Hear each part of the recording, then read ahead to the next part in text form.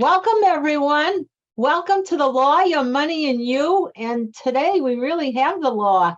We have a returning guest, except I think the last time you were on, you either just became sheriff or you might have been ending. Anyway, this is Pat McDermott. We're welcoming him. I got to introduce my co-host. I'm so excited. I almost ran over Camille. No, yes, you're right, Roberta, and we're really honored to have Pat McDermott join us today. He's been quite successful in his role as the Norfolk County Sheriff, and he's got a lot to share with us today. Yes, but before that, he was the Register of Probate, which is also an extremely important job that makes the Commonwealth go. And now he went on to become sheriff. We're so lucky, the citizens of Massachusetts, of Norfolk County. Anyway, good afternoon, Pat, and thank you for being with us. Maybe tell our guests a little background about you, but they Definitely. know you anyway. I feel blessed to be on the show once again. I was trying to remember when we were together last on the show, and I'm not sure if I think this may be the first time as sheriff, but I think I was transitioning, as you said before. Yes. Having spent I was on several times when I was Register of Probate, having served for 18 years at the Probate and Family Court as the Register of Probate, which is the clerk magistrate of the Probate and Family Court in Canton. And I think it was those 18 years and my background as a city councilor, as an attorney, that kind of prepped me for the job that I have now as sheriff. And I focused my administration in the probate court on access to justice issues and helping those that are in a particular tough situation in their life get through those family law crises that crop up in family life. And now that I'm sheriff, I have an opportunity to once again give back, both to the folks to the men and women who have gone the wrong path in life and are now looking for rehabilitation and a second chance. And I focus on those individuals, but as well as the population at large, making sure that every town in Norfolk County is a safe community to live in, to raise our kids, to work, and to thrive. So it really is a real well-rounded position as sheriff of Norfolk County that gives me so many great opportunities to interact with the 28 towns that I get to represent. And I've been truly blessed. Well, I'd like to go backwards because you're doing so many new things and wonderful things. And the Law, Your Money, and You was just part of an event that you had. But I'd like to go back because the last thing I think you took on was this cute little dog, except he's not little. And which one, mine? Dog. Eddie the comfort dog. Oh, Eddie the comfort dog. Yes, I'll tell you, we've invested a lot. One of the first things I did, one of our units is the canine unit that we have at the sheriff's office, which is predominant. Most people see in terms of law enforcement. We say they have the drug dogs or the bomb sniffing dogs or the patrol dogs that are out in the community.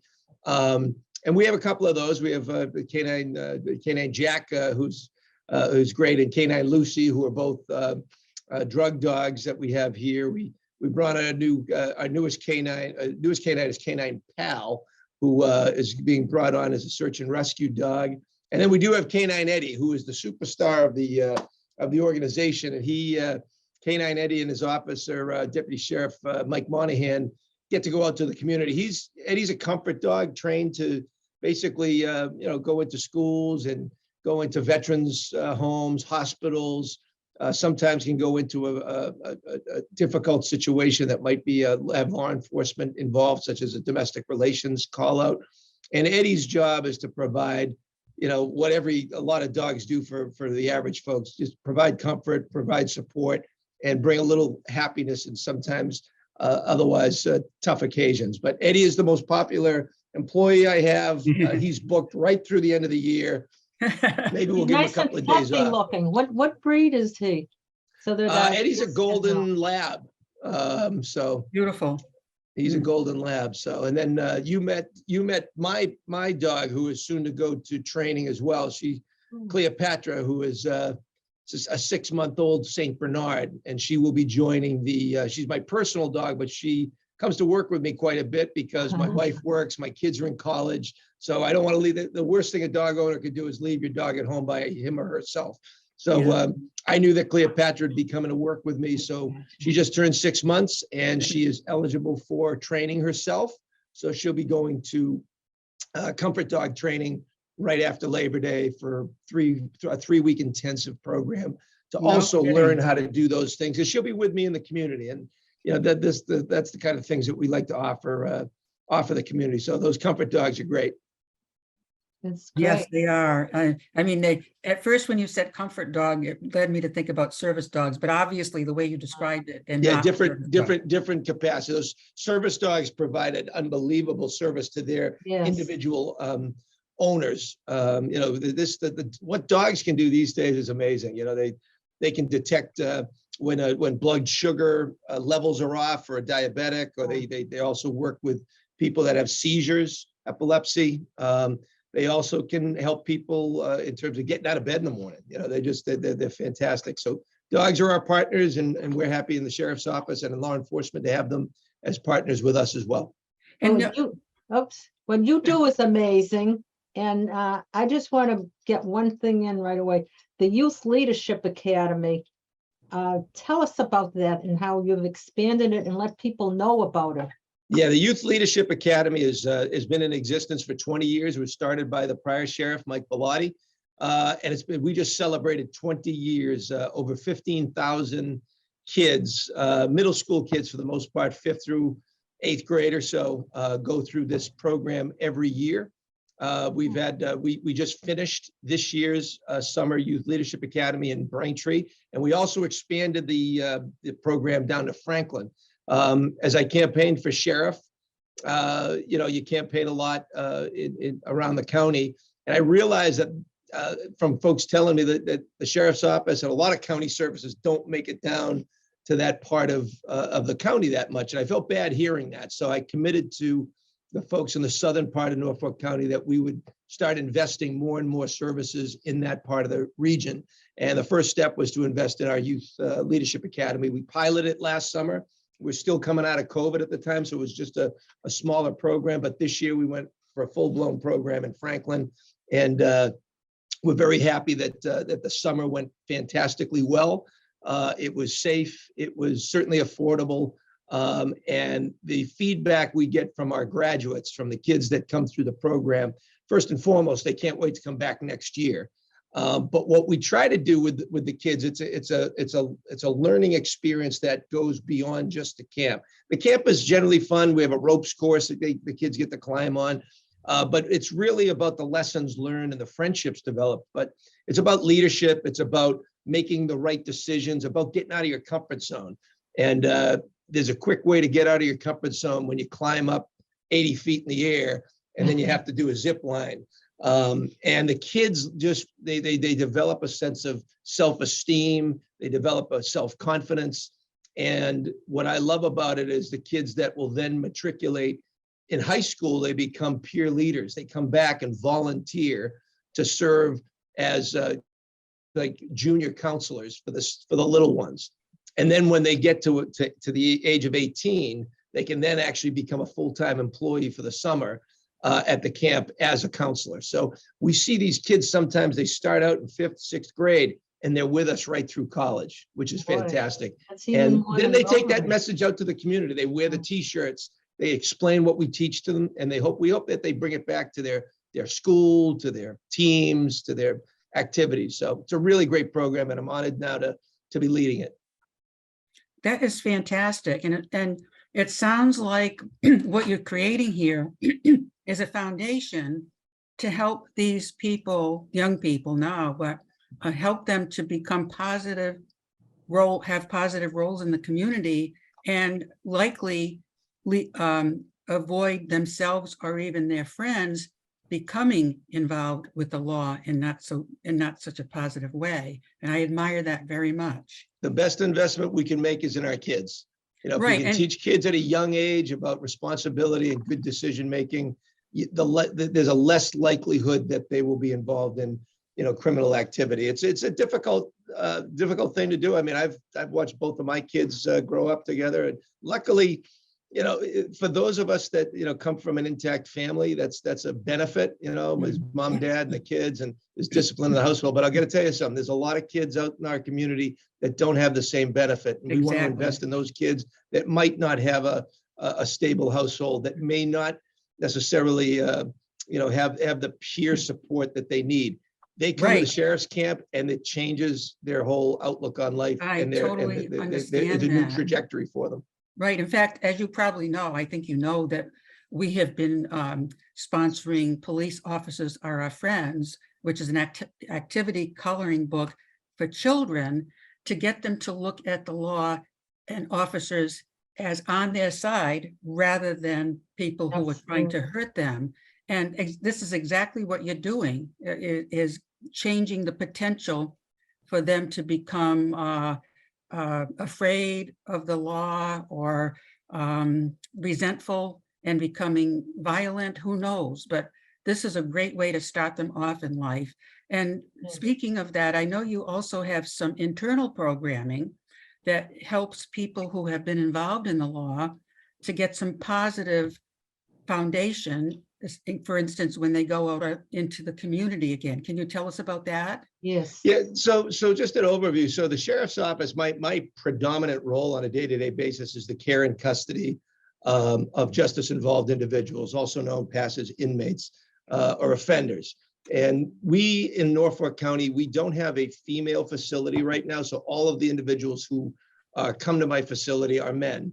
And these are men that have Is it committed just the men crimes. who get in trouble? Is that why? Yes, they get in trouble. All the men do get in trouble. They're troublemakers. Yes, but the men who have been convicted to serve up to 2.5 years in the House of Correction, as well as pretrial detainees who are waiting at some higher crimes as well. So the men that we have coming in have committed some kind of an offense, and those offenses can range from a whole host of things. But it usually gets in. These days, the trial court and the community at large, we try to do so many diversion programs prior to somebody coming to the House of Correction. There's a lot of different things that we can do with people without incarcerating them. However, some people just hit that wall and need to come inside, and they need, as I call it, as a glorified timeout for some of these guys. We believe that reentry, and I always tell the community members, when I talk to the members of the board of the select board or the town councils, I said, you know, we have an obligation to take that individual into our care and custody for as long as they have to serve with us. And then my obligation is to deliver a better product back to your community than I received. And these men are coming back, and they're going to be living in Sharon and Franklin and Quincy. And therefore, we want to make sure that they're better educated. They have a better job skills. They have hope at the other side of this ball game. So we invest heavily in reentry starting on day one. As soon as an individual comes into our care and custody, we start developing an individualized plan for them, what their needs are. We focus on job training. We check skill development. We look at education. A lot of these guys don't even have a high school education. So we even start with that basic. We have partners with community colleges right now that they can start earning their associate's degree, or they can get certificate programs in an area that might be of interest to them. For instance, like heating, ventilation, and air conditioning. That's a great certification that we offer. We have a great partnership with New England Wildlife Center down in Weymouth. It's a fantastic veterinary care facility for wild animals. And we send our men down there for a 4-week program that is an intense educational program in the mornings, and in the afternoon, they get to actually practice what they've learned. And after they graduate from that program, they actually get a certificate that allows them to come back and actually work for 1 week and get an honest pay out of that work, as well as possibly develop into another profession, whether it's working at a zoo or working at a pet grooming place or actually working at a veterinary care center. But all kinds of programs we have at the jail too, financial literacy. We teach computer science courses. We teach resume building. We have a great program called Employ, which is launching this fall. And the Employ program goes a whole host of things that we talk about: public speaking, how to be confident when you're speaking to people. We do a job prep boot camp that basically gets them engaged in how to get a job when they leave our facility. We put Right. an employment portfolio together for them. We have counseling available, because I think, if you have individuals who can get a job, that's a huge step for somebody that has a job on the outside. They can then secure housing so that they can pay a rent, Especially today, everybody's. provide for their help. children. A lot of these men who are incarcerated here have kids who are currently not getting child support. So this gives them the opportunity to get a job when they leave in order for them to secure their family life as well. And we also have a program for entrepreneurs. There's a lot of talented men that have gone the wrong path in life. And when you start to talk to them, engage them, you realize that they're quite talented and they do have a good business mind. So we have an entrepreneurship program, not available for everybody, but for those people that are selected, they can actually develop a business plan on how they can open up a business on the outside after they're finished here. So we really believe heavily in education. We think education is the tool that can provide success for these individuals on the outside. But you also have to recognize too, the many of our men that come into our care and custody also are suffering from drug addiction as well as mental health.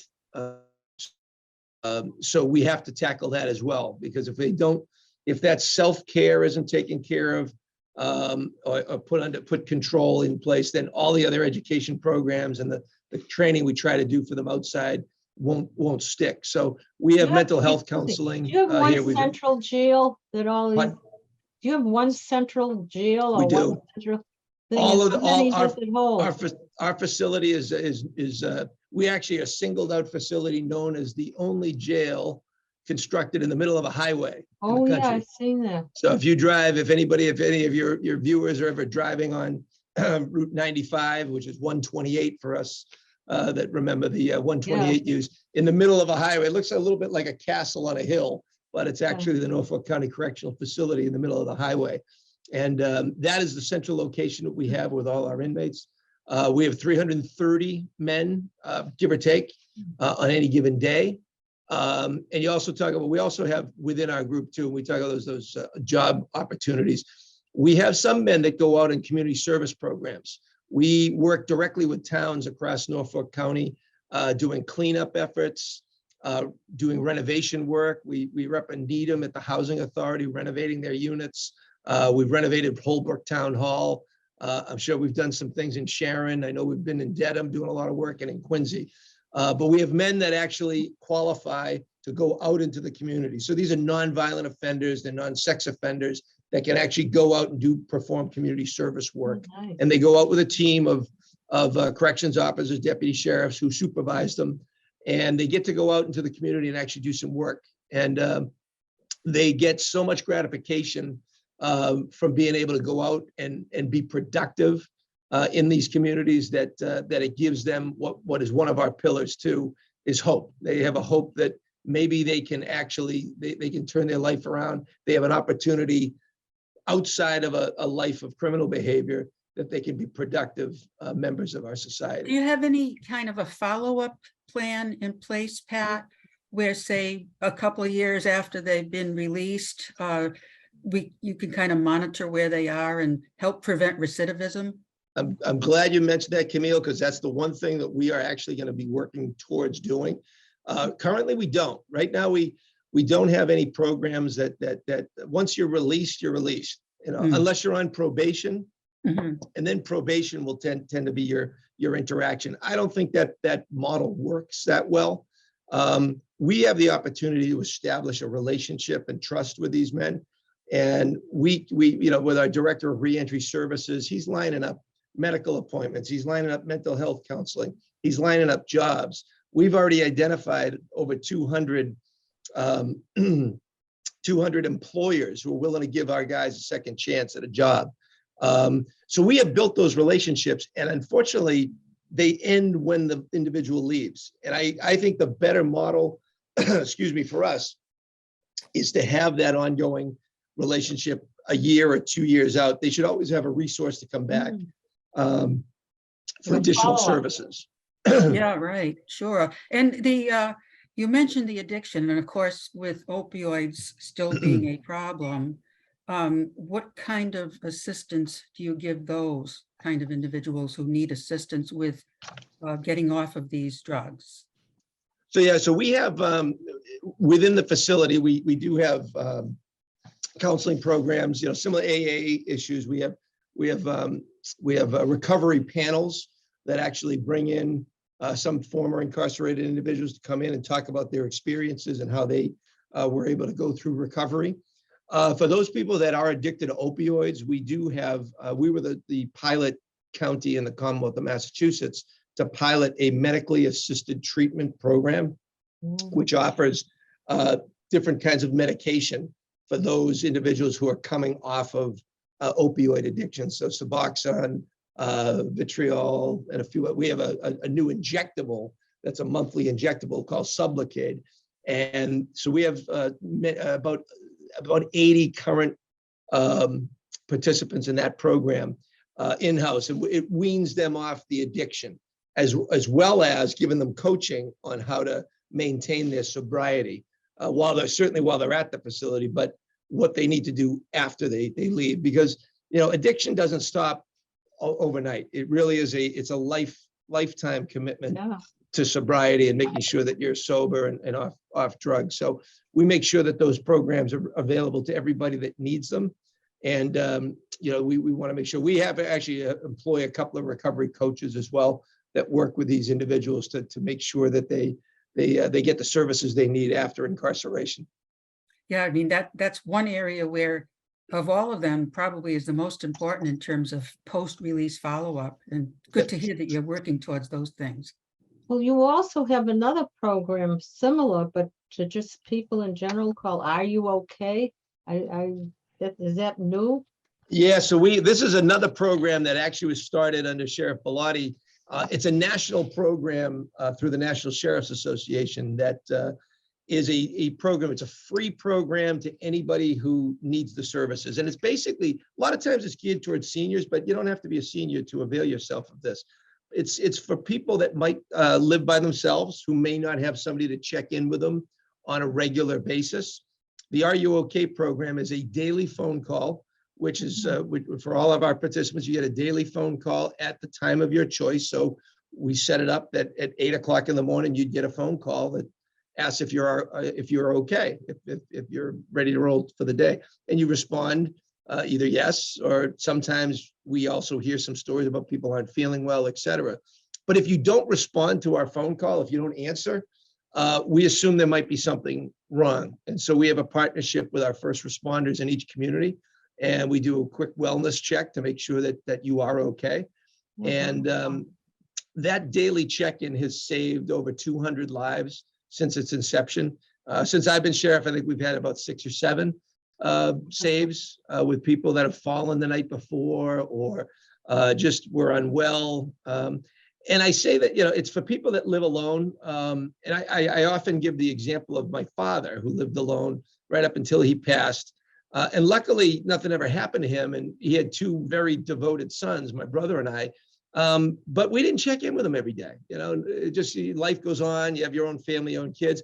And I wish retrospectively I had put him into that program, just a quick check-in. So it's available to everybody. And if anybody wants to sign up for that program or get more information about it, you could call Deputy Sheriff Cheryl Bambury. And I'll give you her number just quick, 1-866-900-7865. So that's 866-900, and then it's the letters Are You Okay spelled out, Yeah, is that 7865. Cheryl with an S or with a C? Cheryl with a C, Cheryl. Oh, Cheryl Bambury. She's been doing the program for years. And I think we really want to beef it up because it really provides safety. It's an extra insurance policy. And if somebody's watching the show here and you know that you have an elderly parent living at home, and sometimes people are going away on vacation and they want to put somebody on the program, people can come on and off the program as they'd like to. wonderful. And it really is a safety net. That's so wonderful. Talking about safety, let's talk about this safety that the sheriff put on, and we'll give Crescent Ridge a a plug? Was there, what was it, So 90? 80? it was a great, we had a Nice. great summer. We put together, my team and I put together the Sheriff's Summer Safety Fest. And we wanted to make sure that we kind of tackled the summer with all the various issues that go on during the summertime, with some safety tips. And so we had one event down in Quincy by the shore. So we did some swimming safety, boating safety tips. We did an event up at Babson College in Wellesley. And then we also did our recent event in Sharon at the Crescent Ridge Dairy Farm.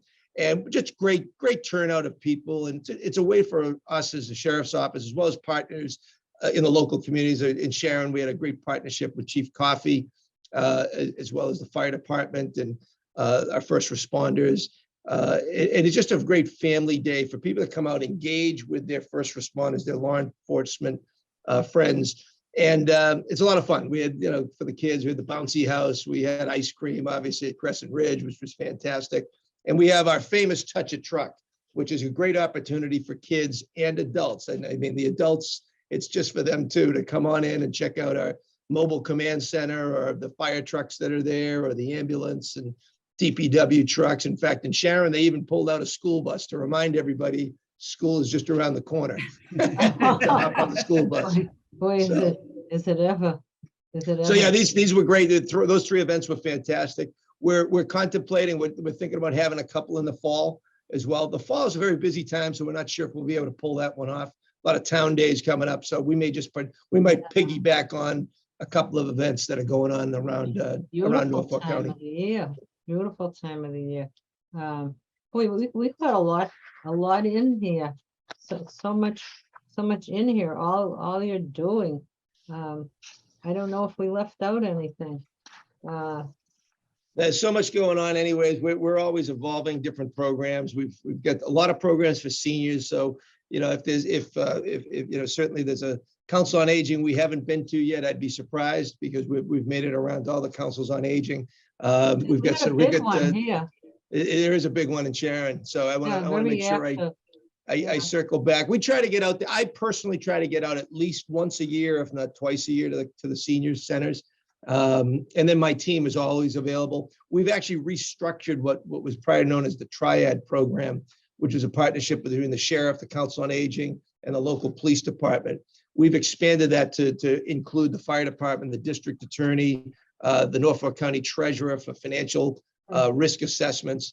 It's a public safety alliance, and it brings together all of those various, the health departments, everybody in the local community. And we're actually rolling that new initiative, the Public Safety Alliance, town by town, starting in the fall. So we'll be making a circle back through Sharon and down to Franklin and up to Needham and over to Quincy this fall, to make sure that everybody knows what we're going to be doing on that Public Safety Alliance. Now, do you work with all the police departments too? The local police departments? Yeah, we serve as a resource mostly for the local police department. And some of the bigger departments, they don't need us as much as the smaller ones. Sharon has a smaller department, Bellingham, Franklin. We work directly with all them. those towns. And we help out with, anytime there's a big call out, the major incident, we usually are the first agency to be called out to assist in anything that's a major incident or search and rescue. We have some of the more specially trained individuals in our department that come out to assist on bigger problems, law enforcement initiatives. But we're a member of the bigger crew called MetroLEC, which was the Metropolitan Law Enforcement Council. I want to put a plug in. You're from Quincy? I am. My nephew is a police officer now for the Quincy Police, and your brother has been on there for how many years? My brother's been on for 28 years, I think. He's coming up.